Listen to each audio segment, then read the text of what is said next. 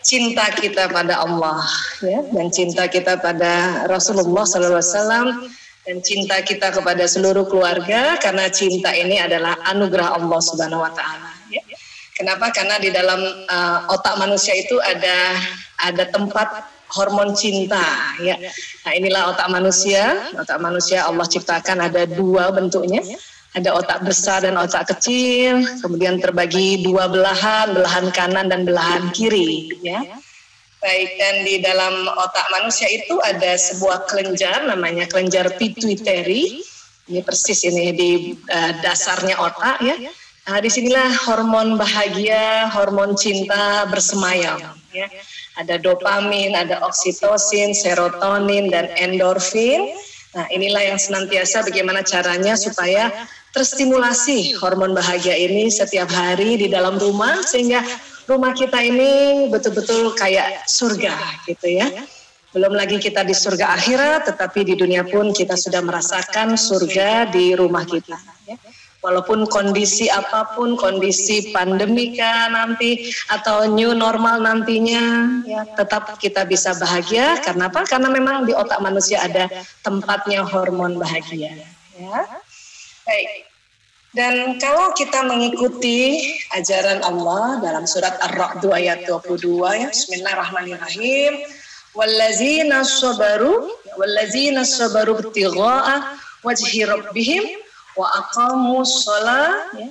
Jadi, dan orang yang sabar karena mengharap keridhaan Tuhannya, melaksanakan sholat, wa anfaqu mimma razaqnahum sirran wa alaniyatan. Ya. Dan menginfakkan sebagian rezeki yang kami berikan kepada mereka secara sembunyi-sembunyi maupun terang-terangan, ya. Dan wa yadra'una bil hasanati sayyi'ah, ya. Dan menolak kejahatan dengan kebaikan, ulaika lahum uqbad dar, ya. Dan orang itulah yang mendapat tempat kesudahan yang baik, ya. Jadi ini yang difirmankan oleh Allah. Jadi kita diminta untuk ya sholat, kemudian infak sebagian rezeki, baik sembunyi-sembunyi maupun terang-terangan, kemudian menolak kejahatan dengan kebaikan. Ya. Dan ini kategori orang yang sabar. Dan kalau mau dapat surga di dunia dan akhirat, ya kita diminta seperti ini. Dan kemudian lanjutannya di ayat 23, ya, Jannatu adnin yadkhulunaha wa man salaha min abaihim wa azwajihim wa zurriyatihim. Surga-surga Aden, mereka masuk ke dalamnya bersama orang yang soleh dari nenek moyangnya, pasangan-pasangannya, dan anak cucunya. Ya. Wal malaikatu yadkhuluna alaihim min kulli bab. Ya, sedang para malaikat masuk ke tempat-tempat mereka dari semua pintu. Masya Allah. Jadi kalau kita bisa menciptakan surga di dunia dan juga surga di akhirat, ini kita masuknya ke surga Aden nggak cuma sendiri ya, bersama ya bapak ibu kita, nenek moyang kita, pasangan-pasangan, anak cucu kita, Masya Allah. Dan malaikat masuk ke tempat kita ini dari semua pintu. Ya. Dan dalam Ar-Ra'd ayat 24, Salamun alaikum bima sabartum fa ni'ma uqbad dar. Ya, sambil mengucapkan selamat sejahtera atasmu karena kesabaranmu, maka alangkah nikmatnya tempat kesudahan itu. Jadi sekali lagi, ya inti dari ya pada kondisi surga, baik surga yang di dunia ini dan surga akhirat itu adalah kesabaran. Ya. Jadi memang kita diminta sabar, ya. Dan dalam Al-Baqarah 153, ya ayyuhallazina amanu sta'inu bis-sabri was-shalah innallaha ma'as-sabirin. Hai orang-orang yang beriman, jadikanlah sabar dan sholat sebagai penolongmu, sesungguhnya Allah bersama orang-orang yang sabar. Ya. Jadi ini luar biasa ya, sabar dan sholat sebagai penolong. Dan tadi sudah jelas juga bahwa sabar inilah yang nanti menciptakan surga, baik surga di dunia maupun surga di akhirat. Baik, kemudian sabar itu apa sih artinya? Sabar ini bahasa Arab, asal kata dari sabaru yasbiru yang artinya menahan. Ya. Ya, sedangkan secara istilah sabar adalah menahan diri dari segala macam bentuk kesulitan, kesedihan, atau menahan diri dalam menghadapi segala sesuatu yang tidak disukai dan dibenci. Ya. Jadi inilah sabar, artinya menahan ya. Bahkan dalam Islam ada 3 bentuk sabar, ya ini sabar dalam ketaatan, sabar dalam menghadapi musibah, dan sabar dalam menjauhi perbuatan maksiat. Kondisi sekarang ini betul-betul kita ya diuji kesabaran kita, yaitu sabar dalam ketaatan, ya kita tetap taat walaupun kondisi pandemi seperti ini, dan sabar dalam menghadapi musibah, ya mungkin pandemi ini adalah salah satu dari jenis musibah, makanya kita disuruh sabar, dan juga sabar dalam menjauhi perbuatan maksiat. Karena kadang-kadang dalam kondisi pandemi, ya orang-orang atau banyak juga di antara kita yang sangat-sangat tidak bisa mengendalikan emosi negatifnya, sehingga banyak juga melakukan perbuatan maksiat. Kepengen juga kita ikut-ikutan seperti itu, barangkali ngamuk-ngamuk sama pemerintah atau ya protes kepada tenaga kesehatan, tetapi karena kita diminta sabar, ya sudah kita sabar di dalam kondisi ini, berarti sabar dalam menjauhi perbuatan maksiat. Ya. Baik, kemudian sabar di dalam rumah tuh apa sih yang harus diikuti atau yang kita harus hadapi? Yaitu tadi sabar menghadapi perbedaan jenis kelamin dan perbedaan watak, perbedaan budaya. Makanya mengapa kita perlu belajar, ya pelan-pelan kita belajar tentang menghadapi perbedaan-perbedaan ini. Kenapa? Karena sabar dalam membangun rumah tangga dalam surat An-Nisa ayat 19, dan bergaullah dengan mereka secara patut, kemudian jika kamu tidak menyukai mereka, maka bersabarlah. Karena mungkin kamu tidak menyukai sesuatu, padahal Allah menjadikan padanya kebaikan yang banyak.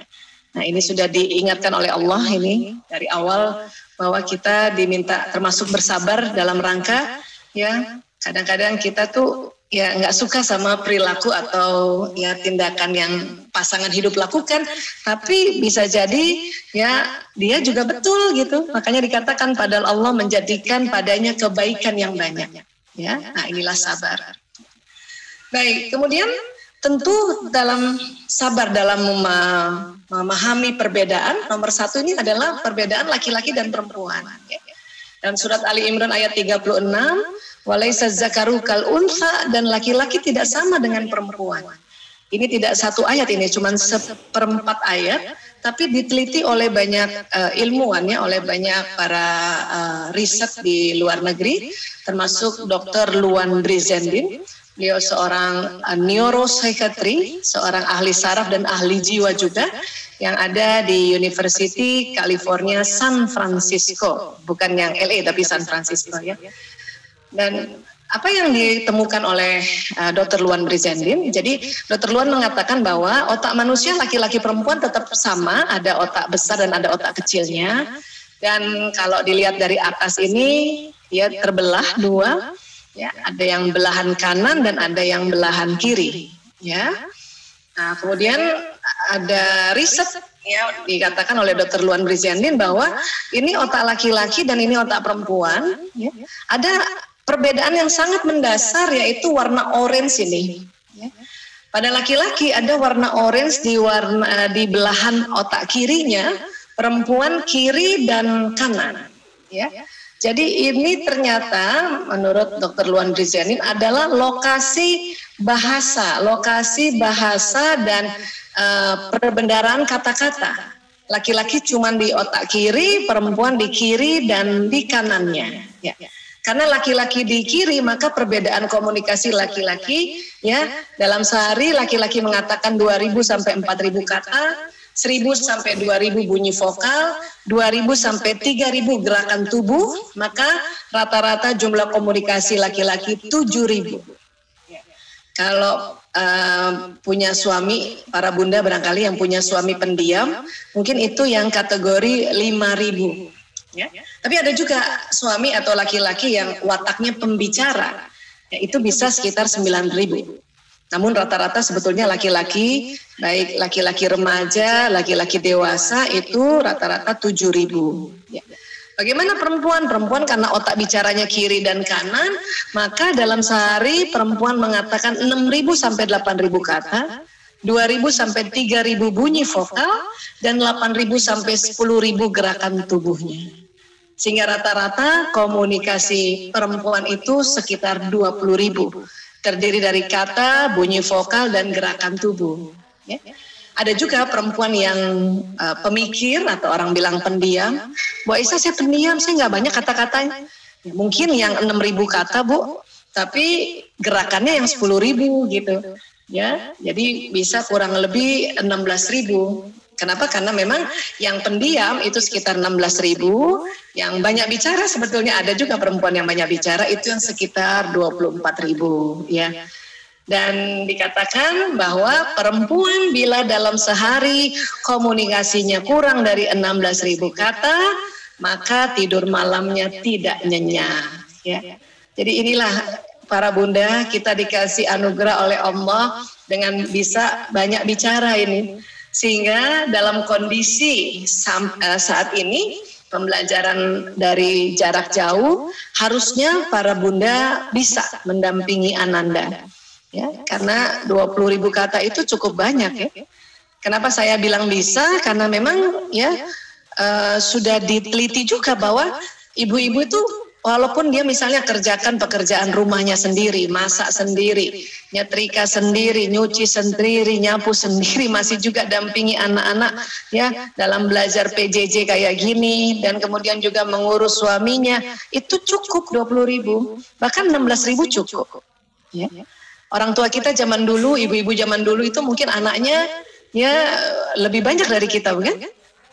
Nah, saya anak 5, kata ibu saya 5 tuh masih sedikit kalau zaman dulu gitu. Ya karena zaman dulu bisa 7, 10, 12, 15. Ya orang tua bisa ya mengerjakan apa-apanya sendiri, dan kadang dulu kan belum ada TK ya.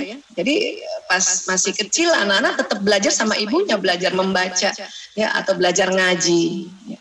Dan itu alhamdulillah cukup. Apalagi sekarang anaknya nggak terlalu banyak, dan mungkin juga kalaupun kita ya bekerja di rumah bisa dibantu dengan peralatan ya. Ada mesin cuci piring, mesin cuci baju. Buat ngepel tidak lagi jongkok, sudah pakai pel yang pakai tangkai, atau sudah dibantu dengan khadimat-khadimat kita, maka insya Allah 20.000 kata itu cukup untuk kita mendampingi anak-anak belajar di rumah ya. Oke, kemudian apa lagi yang kita harus tahu? Ini otak dibelah. Jadi ada bagian dalam otak ini kita sering sebutnya corpus callosum. Ya, corpus callosum ini serat saraf yang menghubungkan antara otak kiri dan kanan. Ya.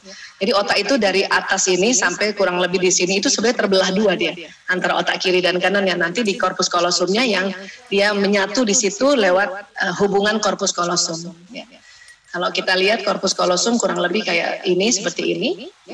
Laki-laki ada corpus callosumnya, perempuan juga ada corpus callosumnya seperti ini. Dia persis di tengah. Ya. Tapi ternyata setelah diteliti, ya. Corpus callosum perempuan itu lebih tebal, 30%. Karena lebih tebal, maka perempuan mampu mengerjakan berbagai pekerjaan yang tidak saling berhubungan dalam satu waktu. Ya. Itulah tadi kita sudah dianugerahkan 20.000 kata, kemudian corpus callosumnya lebih tebal 30%, sehingga ibu-ibu ini, kita perempuan bisa mengerjakan lebih dari satu pekerjaan dalam satu waktu. Dan kemudian dalam pandemi seperti ini, ya kembali anak-anak semua di rumah, belajar di rumah, kita lebih sering di rumah juga, insya Allah harusnya itu ya kita sanggup mengerjakannya. Ya. Hanya yang penting kita tahu dulu bahwa oh kita ternyata dikaruniai banyak hal yang nanti keutamaan kita berbeda dengan keutamaan dari laki-laki. Ya. Kalau laki-laki bagaimana? Otak laki-laki dibuat untuk pekerjaan khusus. Pada saat laki-laki fokus pada pekerjaan di depannya, setelah 10 menit ke atas, otaknya konsentrasi dan pendengarannya menurun. Ah, itu laki-laki. Jadi laki bapak-bapak nih kalau misalnya mengerjakan sesuatu, ya buka laptop, 10 menit pertama nih masih bisa lihat kanan kiri. Nanti setelah 10 menit ke atas dia mengerjakan pekerjaan di laptopnya, itu konsentrasi pendengarannya menurun. Makanya laki-laki hanya dapat mengerjakan satu pekerjaan dalam satu waktu. Ya. Inilah makanya ketika pria membaca koran, baca buku, pegang gadget, nonton TV, pria tidak mendengar apa yang dikatakan oleh wanita. Ya. Bunda, kalau punya anak laki-laki, apalagi anak laki-lakinya yang sedang konsentrasi ya. Jadi umur berapapun laki-laki, kalau dia sudah fokus ke depannya setelah 10 menit, itu ya konsentrasi dan pendengarannya menurun. Ya. Nah, ini yang kadang-kadang ya para bunda ini kalau lihat suaminya sedang fokus di nonton TV gitu ya, dipanggil 1 kali nggak jawab, panggil 2 kali nggak jawab, panggil 3 kali karena suara sudah agak tinggi, barulah mereka jawab, barulah mereka menoleh. Ya. Itu bukan sengaja, itu memang karena laki-laki konsentrasi, dan karena konsentrasi itulah dia pendengarannya fokus pada apa yang di depannya. Jadi para bunda nggak usah baper ya, nggak usah marah-marah dan nggak usah buang energi hanya karena ya ini sesuatu yang fitrah, ya. Atau misalnya seorang ayah yang sedang kerja dari rumah, kemudian bunda mau ajak makan dan bunda hanya sambil lalu saja di belakangnya ajak makan, ayah, abi, papa, ayo kita makan, sambil lalu itu bisa jadi nggak dengar. Kenapa? Karena sedang konsentrasi pada pekerjaan di depannya. Makanya kadang-kadang seorang suami istri ini bisa bertengkar gara-gara ya pada saat dipanggil 1 kali si suami nggak dengar, istri sangka suami sudah dengar. Nah ini jadinya. Untuk itu kalau kita ingin memberitahu pada anak laki-laki atau pada suami ya yang sedang konsentrasi, tolong dicolek. Ayah, abi, ya, ayo kita makan, makanan sudah siap. Nah kayak gitu. Kalau nanti dia sudah dicolek dan dia dengar kita, terus dia bilang, ya sudah nanti setengah jam lagi, ya sudah setengah jam lagi. Yang penting kita colek dan dia dengar kita. Ya, karena sering sekali kita bertengkar gara-gara sesuatu yang fitrah ini, dan itu akan nanti menghilangkan kesabaran kita. Padahal kalau kita rumah kita mau jadi surga, itu utamanya itu adalah sabar. Ya. Dan sabar tentu kita harus tahu juga perbedaan-perbedaan ini. Sehingga kita alhamdulillah ini memang otak laki-laki banget, jadi nggak perlu marah, dan nggak perlu jengkel, dan nggak perlu buang energi. Ya. Baik, kemudian kalau laki-laki apa? Laki-laki itu ada keutamaan yang Allah berikan, yaitu hipotalamus. Ini yang di depan sini. Ya. Menurut Dr. Luan Brizendin juga, ukuran hipotalamus laki-laki ini bisa 2,5 kali lebih lebar dari perempuan. Ya. Yang mana sekarang hipotalamus? Yang ini? Yang kurang lebih seperti ini, dia persis di tengah ya. Jadi corpus callosum agak di atasnya dan dia melengkung. Nah ini hipotalamus. Kalau ini hipotalamus laki-laki, kita yang perempuan mungkin nggak sampai setengahnya ya, karena hipotalamus laki-laki 2,5 kali lebih lebar dari perempuan. Ya. Fungsi hipotalamus sebetulnya banyak sekali, hanya nanti perbedaannya dengan laki-laki dengan perempuan ini ada beberapa ya. Nah, 1, fungsi hipotalamus itu menjaga keamanan. Karena laki-laki lebih lebar 2,5 kali, maka laki-laki itu lebih jago menjaga keamanannya. Ya, itu sudah sangat fitrah. Menjaga keamanan apa ya? Menjaga keamanan dirinya kalau sudah berumah tangga ya, menjaga keamanan istrinya, menjaga keamanan anaknya, menjaga keamanan rumah, menjaga keamanan kesehatan, menjaga keamanan ekonomi. Itu laki-laki ya secara fitrah itu lebih jago ya, lebih bagus sebetulnya. Karena hipotalamusnya 2,5 kali lebih lebar. Bahkan anak laki-laki kecil saja, walaupun anak laki-laki itu senang main, tapi coba bunda yang punya anak laki-laki masih kecil, kalau bunda sakit itu anak laki-laki yang siap siaga untuk jagain bundanya. Dibanding adiknya lagi atau kakaknya yang perempuan, kalau dia sepantaran gitu ya, seumuran itu. Kalau kita punya anak 3, anak laki-lakinya yang bungsu, justru yang anak laki bungsu itu yang suka jaga ibunya itu. Walaupun dia sambil bermain, karena memang ada program di otak laki-laki itu senang bermain. Ya. Itulah tadi dikatakan laki-laki lebih jago menjaga keamanan. Ar-rijalu qawwamuna 'alan nisa, itu karena hipotalamus laki-laki 2,5 kali lebih lebar. Ya. Nah, ini jadinya fungsi ayah ya udahlah menjaga keamanan keluarganya. Ya. Baik, apalagi hipotalamus pusat lapar dan haus. Karena laki-laki 2,5 kali lebih lebar, maka bunda harus memperhatikan makan minumnya pasangan hidup atau suami dan makan minumnya anak-anak, khususnya anak laki-laki. Ya. Anak laki-laki itu pantang dinasehati atau bunda kasih nasihat, kasih tugas dan sebagainya dalam kondisi lapar. Dia nggak dengar itu.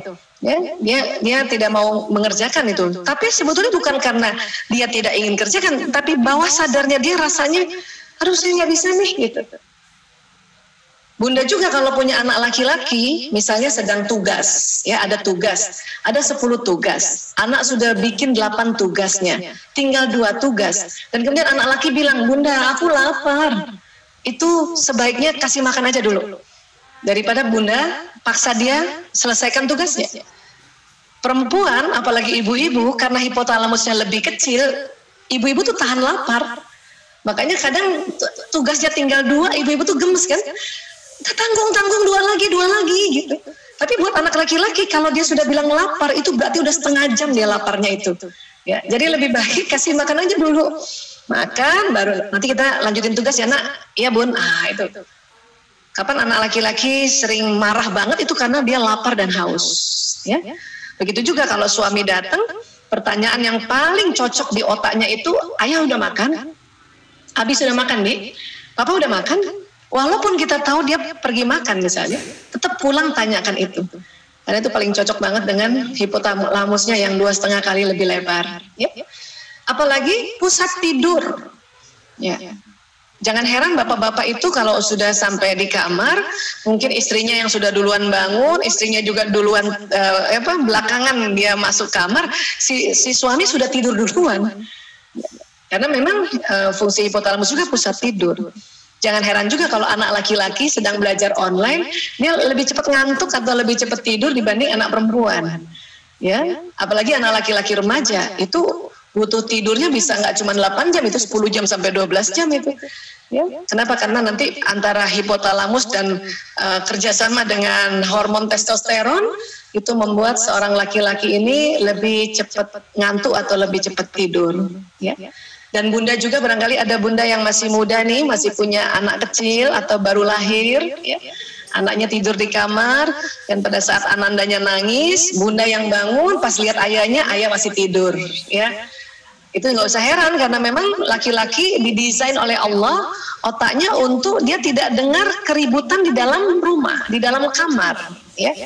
Tapi laki-laki sebetulnya ya diberikan anugerah oleh Allah untuk mendengar kalau ada keributan di luar rumah. Nah, jadi kadang-kadang seorang istri itu suka marah sama suaminya gara-gara apa? Anaknya nangis, si suami nggak bangun, tapi alarm motornya ya bunyi atau alarm mobilnya bunyi, itu suami bisa loncat dan langsung keluar rumah. Kok sekarang nggak terlalu gitu ya Bu Aisyah ya, mungkin karena ada AC ya, jadi kedap ya. Laki-laki zaman dulu itu dia selalu dengar apa keributan yang di luar rumah, tapi bunyi-bunyian atau keributan dalam kamar itu dia nggak dengar. Ya. Jadi ini mohon dimaklumi karena banyak ibu-ibu suka cemburu pada suaminya, kenapa dia cepat tidur dan cepat lelap tidurnya, aku nggak bisa tidur dari tadi, kenapa dia nggak bangun padahal anaknya nangis. Ya, nah karena memang fungsi hipotalamus laki-laki sebagai pusat tidur dia jauh lebih lebar dibanding perempuan. Ya. Baik, berikutnya apa? Pusat syahwat birahi. Ya, Bunda, karena pusat syahwat birahi ini bersamaan lokasinya dengan pusat menjaga keamanan, itulah makanya ya para suami yang mungkin sudah 3-4 hari kerja, dia memikirkan bagaimana harus menjaga keamanan ekonomi, maka ya hipotalamusnya juga untuk pusat syahwat birahi ini perlu terpenuhi. Makanya para bunda harus juga ya jeli untuk melihat kondisi. Apabila suami sudah terlalu ya banyak kerjaan, capek, itu bolehlah ya siap sedia untuk ya diajak untuk hubungan intim suami istri. Kenapa? Karena memang pusat hipotalamus ini adalah juga salah satunya pusat syahwat birahi. Ya. Baik. Dan berikutnya yang perlu lagi kita fahami untuk kita bisa sabar, yaitu di dalam otak manusia juga ada sebuah sistem yang kita sebut the limbic system. Ini daerah di sini nih, tengah ini. Nah, ini limbic system inilah yang mengatur emosi. Ya, dia ini terdiri dari berbagai macam struktur-struktur ya. Dan kemudian disebutnya sistem. Ya. Disinilah emosi ya diatur oleh limbic system. Semua manusia ada, diri kita ada, suami ada, anak-anak ada, semua manusia ada limbic systemnya. Ya. Bahkan bukan hanya manusia saja yang punya limbic system, hewan golongan mamalia itu juga punya limbic system. Makanya limbic system ini, the limbic system ini sering disebut otak mamalia. atau mamalia brain. Ya, ini perlu kita kenali agar bisa kita kendalikan. Karena Allah sering ingatkan kita dalam Quran, manusia ini sering sifatnya lebih buruk dari hewan, lebih buruk dari binatang ternak. Karena ternyata memang kita punya limbik system. Itulah di dalam keluarga muslim setelah anak lahir, ya, setelah lahir kemudian diazankan telinga kanan, dikomatkan telinga kiri, diberi nama yang baik dan diminta diakikahkan. Ya. Akikah ini banyak sekali, ini sebuah perlambangan yang luar biasa. Salah satunya adalah menebus ya sifat binatang daripada anak kita. Laki-laki 2 kambing, perempuan 1 kambing. Kenapa laki-laki 2 kambing? Karena menurut riset ya otak laki-laki katanya lebih berat ya, lebih berat sedikit dibanding perempuan, lebih berat 100 gram gitu. Ya, nah. Laki-laki 2 kambing itu perlambangan berarti otak emosinya mungkin lebih berat, jadi lebih besar juga ya. Tapi kenapa dua kambing Bu Aisyah? Memangnya lebih besarnya 2 kali? Ya enggak, cuma 1/8 kali. Hanya dalam kurban kan nggak mungkin kita beli 1/8 kambing kan? Makanya 2 kambing. Ada ibu-ibu tanya sama saya, boleh nggak diganti ayam? Nggak bisa Bu, karena ini otak mamalia, jadi harus ditebusnya dengan mamalia, dengan kambing. Ya, nggak bisa, ayam bukan mamalia. Kenapa saya tekankan masalah akikah saat ini?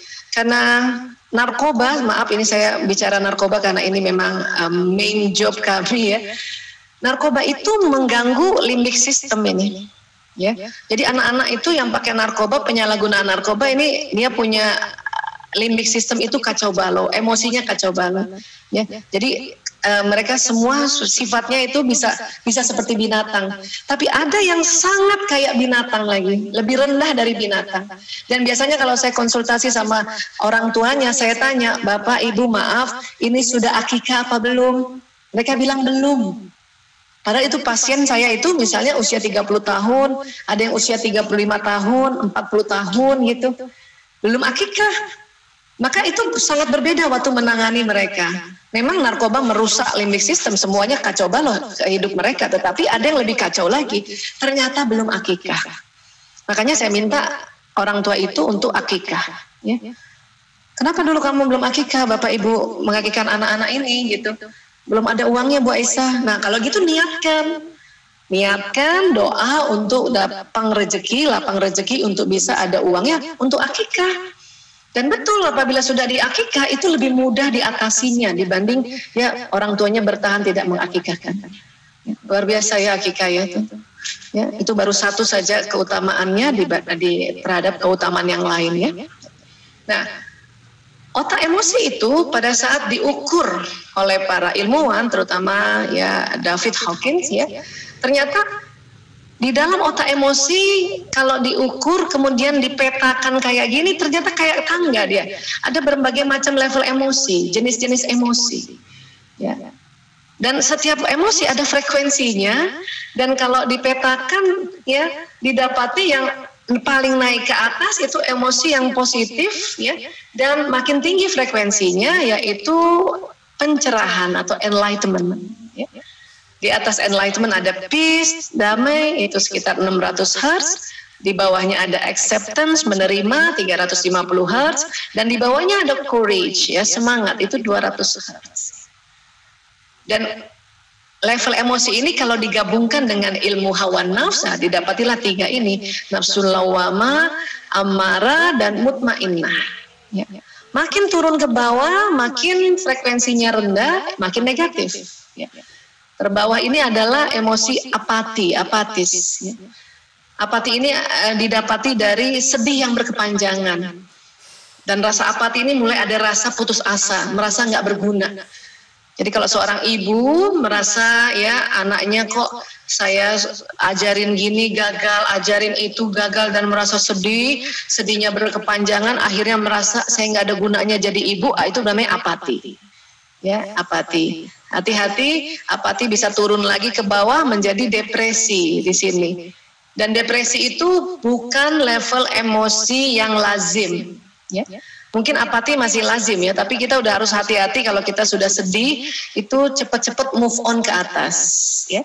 Kenapa? Karena emosi ini ada di otak kita, dia tidak bisa hilang, yang bisa adalah kita kelola dia, kita kendalikan dia. Emosi ini hanya bisa naik, turun. Makanya pas kita lagi turun, kita harus mulai aware, oh ya saya emosinya sedang kesel nih, saya emosinya sedang jengkel nih. Ya, itu masuk di marah ya.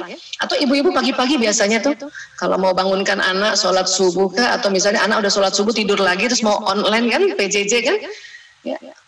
Buru-buru ibu-ibu masuk bangunin anak-anak. Kalau kita buru-buru itu ada di sini. Ya. Bedanya antara buru-buru dan semangat, ya. Kalau kesamaannya kan kepengen cepet tuh ya. Tapi perbedaannya kalau buru-buru atau las di sini ada rasa takut dan marah. Takut anak-anak nggak tepat waktu untuk pembelajaran online dan marah karena anak sudah 3 kali dibangunkan masih belum bangun. Nah itu mungkin ada di sini tuh. Ya. Nah, beda dengan semangat. Semangat juga ingin cepat tetapi bisa senyum di sini, bisa gembira. Oke? Nah, jadi inilah level emosi dan sebisanya ya, kita lebih sering berada di nafsu mutmainnah. Dan nafsu mutmainnah inilah yang disebut zona ikhlas. Artinya gini, pada saat kita mengerjakan sesuatu dengan ciri-ciri kita semangat, itu berarti kita sudah bekerja di zona ikhlas. Mungkin Bunda hari ini ada yang capek banget, ada sakit gitu ya, tapi tetap semangat mau dampingi anak-anak ya, mau dampingi anak-anak belajar atau lagi UAS ya sekarang ya, anak-anak SMP SMA ya. Nah itu kita bisa ya dengan semangat tadi kita akan rasanya bisa ya masuk ke zona ikhlas ya. Oke, saya masukkan lagi ya. Kemudian juga kalau kita mengerjakan sesuatu itu dengan rasa kesel gitu ya, itu kadang berada di sini nih. Ya, berada di sini, dan kalau kita berada di zona anger atau marah ini berarti kita di luar zona ikhlas. Ini saya stop share dulu sebentar ya. Oke. Iya, sebab ini enable-nya tidak berfungsi. Oke, sebentar. Sebentar ya. Iya, baik. Ya, jadi sekali lagi pada saat kita mengerjakan sesuatu dengan kekesalan atau kecemasan berarti kita di luar zona ikhlas, ya. Percuma kalau kita langsung ya kerjaan itu kita paksa kerja terus gitu. Bunda dampingi anak-anak belajar online lagi kesel. Ya, dan kesel terus berjam-jam kesel itu berarti kerjaan itu mendampingi anak berarti di luar zona ikhlas. Itu banyak kerugiannya. Ya. Jadi gimana dong Bu Aisyah kalau gitu? Coba deh kalau di awalnya kesel ya segeralah naik ke atas gitu. Segera move on. Supaya apa? Supaya kita bekerjanya di zona ikhlas, dan kalau kerja di zona ikhlas itu lebih banyak keuntungannya. Ya. Apa keuntungannya ya? Nomor 1 adalah kita masuk di nafsu mutmainnah, ya, nafsu yang sangat baik, sangat positif. Dan ini frekuensinya mulai tinggi di sini, ya. Baik, terus gimana? Ya, gimana caranya untuk naik ke atas? Cara paling gampang tarik nafas. Jadi Bunda misalnya ya bangunin anak karena dia nggak bangun, masih lama bangunnya kan kesel tuh, ya. Sebisanya Bunda tarik nafas panjang, gitu ya. Atau duduk dulu. Kata Nabi kita rubah posisi, kalau lagi kesel marah, duduk. Nah pada saat duduk itulah tarik nafas panjang. Dan pada saat kita tarik nafas, maka akan terjadi sirkulasi ya darah kita ke otak ini akan membawa oksigen yang lebih banyak ya. Tentu lewat mekanisme masuk dulu paru-paru, masuk jantung.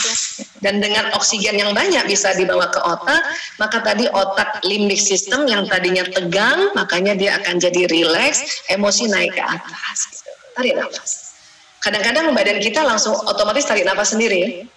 Kalau kita kesel sama siapa gitu satu saat gitu pada itu gitu. Ya. Nah, ini cara paling umum sebetulnya. Nah, ada cara lagi nggak Bu Isa? Ada ya, Mbak. Istighfar. Astagfirullahaladzim. Astagfirullahaladzim. Pada saat kita istighfar itu, karena istighfar ini huruf jaharnya banyak, dan apabila dilafazkan istighfar ini akan mengeluarkan karbon dioksida yang banyak. Astagfirullahaladzim. Nah itu karbon dioksida kan keluar banyak tuh. Nah, pada saat karbon dioksida keluar banyak, hidung tarik oksigen banyak. Akhirnya masuk lagi oksigen di dalam otak. Dan Nabi bersabda, siapa saja rutin membaca istighfar, maka Allah akan memberikan solusi atas setiap kesulitannya, penyelesaian bagi setiap permasalahannya, dan dia akan memberinya rezeki dari jalan tak terduga. Ya. Kok jadi gampang banget ya Bu Aisyah? Cuma istighfar doang? Iya, memang gampang. Islam selalu mengajarkan apa-apa yang mudah. Ya. Dan untung kita juga sudah terbiasa istighfar. Hari ini kita refresh aja lagi bahwa istighfar itu banyak sekali keutamaannya. Hadis tentang istighfar itu banyak sekali, ya. Tapi ini baru satu hadis saja sudah 3 keutamaan. Kalau ayah bunda, bapak ibu guru menganggap sekarang ini kondisi sulit, maka kita disuruh rutin baca istighfar. Agar apa? Agar Allah akan memberikan solusi atas setiap kesulitan. Kalau ayah bunda, bapak ibu guru menganggap kondisi sekarang ini masalah, maka kita disuruh perbanyak istighfar, rutin baca istighfar, agar Allah memberikan penyelesaian bagi setiap permasalahan. Dan apabila ayah bunda, bapak ibu guru menganggap rezeki kita ini terhambat, ya, karena kondisi pandemi, baik rezeki kesehatan, ya, di mana-mana kita jadinya nggak leluasa ya. Kita sekarang demam sedikit aja udah was-was gitu ya, nyeri telan sedikit aja sudah was-was. Ini dokter Nika mungkin lebih paham ini ya. Dan kita ya batuk sedikit aja udah was-was. Berarti kan ya rezeki kesehatan kita sedang terganggu. Makanya kita disuruh rutin baca istighfar. Ya. Kalau kita demam, ya astagfirullahaladzim, ya Allah, astagfirullahaladzim, astagfirullahaladzim. Kenapa? Karena Allah akan memberikan rezeki kesehatan. Ya. Dan apabila rezeki ilmu, anak-anak kita nih, banyak sekali bunda-bunda tuh tanya sama saya, Bu Aisyah, efektif nggak ya PJJ? Saya bilang kondisi pandemi sekarang sangat efektif. Bukan lagi efektif, sangat efektif. Ya. Tapi tuh anak kalau lagi pembelajaran online, santai-santai Bu Aisyah, kadang-kadang dia malah tidur. Nggak apa-apa Bun. Kenapa nggak apa-apa? Ya, ilmu itu bukan hanya dari pembelajaran online, ilmu itu dari Allah. Makanya disuruh istighfar, astagfirullahaladzim. Jadi bunda kalau lihat anak-anak santai-santai lagi belajar online, istighfar aja bun. Kenapa? Karena ini Allah akan memberikan rezeki dari jalan tak terduga.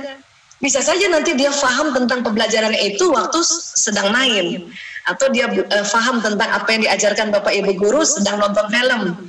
Dia faham tentang apa yang diajarkan Bapak Ibu Guru pada saat nanti dia bermain juga sama kakak adiknya. Ya. Nah, itu mereka sedang ya belajar. Dan rezeki ilmu itu ya kita dapati dengan perbanyak istighfar. Kalau bunda menganggap PJJ ini tidak efektif, istighfar aja bun. Ya. Termasuk rezeki uang, apabila ya kita menganggap rezeki uang ini sedang terhambat, kita diminta rutin baca istighfar, astagfirullahaladzim, astagfirullahaladzim. Kalau lagi nggak punya uang, pantang mikir pinjem uang siapa ya. Minta sama siapa ya? Istighfar saja dulu, astagfirullahaladzim. Nanti Allah akan memberi rezeki dari jalan tak terduga. Masya Allah. Ya. Jadi gampang insya Allah ya, manajemen emosi ini gampang banget. Tarik nafas, istighfar berulang-ulang. Bu Aisyah kalau tahlil gimana? Oh ya boleh lah, ilaha illallah. Istirja apalagi, innalillahi wa inna ilaihi raji'un. Itu semua kalimat-kalimat ya thayyibah, kalimat-kalimat zikir itu apabila dilafazkan dia akan menarik oksigen yang banyak, dan akhirnya nanti ya salah satunya ya dari oksigen yang banyak ini manfaatnya adalah dia akan merilekskan limbik system dan menaikkan level emosi. Ya. Dan juga ta'awuz ya. Sungguh saya mengetahui satu kalimat jika dibaca oleh orang ini marahnya akan reda jika dia baca a'udzubillahi minasyaitonirrajim. Cuman kadang-kadang kita sering lupa ta'awuz ya. Bu Aisyah saya langsung istighfar aja, ya nggak apa-apa juga. Bu Aisyah saya ta'awuz dulu baru istighfar, itu juga lebih bagus ya. Pokoknya ada satu yang kita ingat itu akan menolong kita dari level emosi yang bawah naik ke atas. Bu Aisyah saya cuma ingat ya Allah, ya Allah, ya Allah. Oh apalagi itu? Ya, langsung sebut Allah, ya Allah, ya Allah, ya Allah, ya Allah. Nah, itu naik level emosinya ke atas. Ya. Baik. Nah, kemudian juga rezeki karena istighfar. Ini dalam surat Nuh ayat 10 dan 11. Ya, bismillahirrahmanirrahim. Beristighfarlah kepada Tuhanmu, sesungguhnya Dia adalah Maha Pengampun, pasti Dia akan mengirimkan hujan kepadamu dengan lebat dan memperbanyak harta. Ya. Jadi bunda habis istighfar tiba-tiba hujan, wah itu rezeki datang tuh bun. Bentar lagi baru hujan, setelah hujan hartanya yang banyak datang ya, Masya Allah. Baik, dan sekarang saya tambahkan sedikit bahwa emosi pada pria dan wanita ini agak ada perbedaan pengaruhnya ya. Tadi kita sudah belajar otak emosi di tengah sini ya. Nah, kalau pada pria biasanya emosi akan mempengaruhi belahan otak kanan. Ya. Otak kanan yang ini ya, otak yang rileks, otak yang santai, otak imajinasi, otak warna, otak bermain, otak teknologi. Ya ini ya. Jadi laki-laki termasuk anak laki-laki kita kalau dia marah ya ini yang dipengaruhi ini nih otak kreatifnya. Para bapak-bapak juga begitu, kalau dia marah ya ini yang terpengaruh ini. Tapi kirinya tidak terpengaruh. Otak analisa, otak bahasa, otak hitung-hitungan, otak detail gitu ya, otak untuk memikirkan kenapa begini, kenapa begitu, itu tidak terpengaruh itu pada laki-laki. Jadi kalau laki-laki kesel, marah ya kan biasanya diem tuh ya. Dia masih bisa berpikir pakai otak kirinya, masih bisa memakai logikanya. Karena kanan yang kena. Kalau perempuan bagaimana? Wanita bagaimana? Kalau wanita, emosi mempengaruhi kedua belahan otaknya. Jadi ibu-ibu atau perempuan ini kalau lagi kesel, sedih, takut, marah, itu otak kiri kanannya terpengaruh. Ya. Otak analisa terpengaruh, otak kreativitas terpengaruh. Makanya kadang-kadang ibu-ibu nih kalau lagi sedih, atau anak perempuan ya, anak perempuan kalau lagi sedih kelihatan wajahnya, mimik wajahnya kelihatan, ya. Dan dia otak kiri kanannya terpengaruh dan dia sudah agak sulit tuh. Kalau anak perempuan itu terus hari ini ada ulangan matematika misalnya, itu anak perempuan agak sulit itu untuk menghadapinya. Kenapa? Karena kirinya otak analisa, otak hitung-hitungannya terpengaruh. Ya. Nah, kalau laki-laki dia tidak terpengaruh kirinya, kanannya saja. Ya. Cuman kalau laki-laki ya kanannya ini lubangnya besar pengaruhnya, walaupun cuma otak kanan itu lokasinya atau luasnya pengaruhnya itu lebar. Kalau perempuan memang kiri kanan terpengaruh tapi kecil-kecil dia punya luas yang terpengaruhnya gitu. Sehingga apa? Sehingga perempuan walaupun terkadang dia sedih tapi tetap masih bisa dia masak barangkali karena otak tengahnya yang tebal tadi ya, tapi itu tadi sambil masak air matanya mengalir gitu ya, tetap bisa nangis. Laki-laki kalau dia sedang kesel kah atau sedih ya, mungkin dia masih bisa kerja gitu karena kirinya nggak terpengaruh. Misalnya ada keluarga nih, kan sekarang banyak sekali keluarga yang sakit ya, istrinya sakit, suaminya masih sehat. Tapi kok suami masih terus bisa pergi kantor ya, kok suami masih bisa pimpin rapat ya walaupun mungkin lewat online. Karena ya suami itu atau laki-laki itu yang terpengaruh cuma kanannya. Dia sedih nggak sih istrinya sakit? Sedih, cuman kiri tidak terpengaruh. Maka kirinya masih bisa bicara, masih bisa hitung-hitungan, masih bisa analisa, masih bisa pimpin rapat gitu. Tapi dia sedih gitu. Karena banyak si istri-istri merasa ini suami saya sakit kok dia malah pergi ya, kok dia malah rapat ya kok. Ya. Sebetulnya dia sedih, cuman kirinya Allah kasih tidak terpengaruh agar apa? Agar masih bisa menjemput rezeki keluarganya. Karena tadi laki-laki menjaga keamanan ekonomi. Ya. Tapi laki-laki kalau sudah marah banget, kesel banget, pokoknya pakai banget, karena yang terpengaruh adalah lebar ini, maka dia akan berteriak atau memukul. Begitu juga anak laki-laki. Kalau anak laki-laki sudah teriak, itu berarti sudah marah banget namanya. Kalau anak laki-laki sudah memukul, itu berarti dia udah marah banget, atau kesel banget, atau jengkel banget, pakai banget. Ya. Nah inilah perbedaan antara emosi laki-laki dan perempuan yang mempengaruhi otak kiri kanannya, sehingga kalau nanti kita punya anak laki-laki kita paham bagaimana untuk ya menghadapi anak laki-laki, dan anak perempuan juga kita paham bagaimana untuk menghadapi anak perempuan. Intinya kalau anak perempuan sedih bunda atau kesel, jengkel ya, itu biarkan saja dia utarakan kejengkelannya dan perhatikan wajah anak perempuan. Ya. Kalau anak laki-laki gampang, anak laki-laki itu tadi kalau dia nampaknya capek banget, kesel banget, tawarin makan. Mau makan kakak? Kakak mau makan? Kakak mau bunda bikinin pisang goreng? Kakak mau bunda bikinin nasi goreng? Nah itu, ya. Dan sebisanya untuk tidak membuat anak laki-laki itu marah banget, jengkel banget, kesel banget, sedih banget, karena dia akan bereaksi ya seperti yang tadi saya jelaskan.